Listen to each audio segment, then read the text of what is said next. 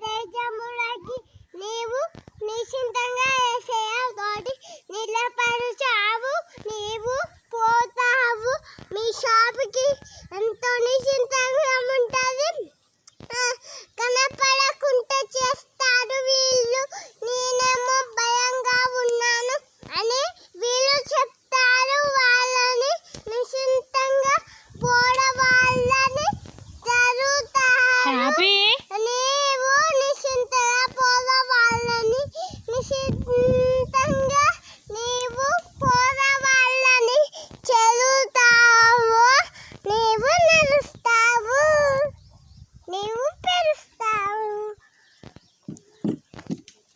మనం ఇది చదువుకున్నాం. స్టోరీ చెప్పి చదవండి. దీని స్టోరీ ఎట్లుంటుంది? ఆకర్షణ చేయమని చేస్తావు.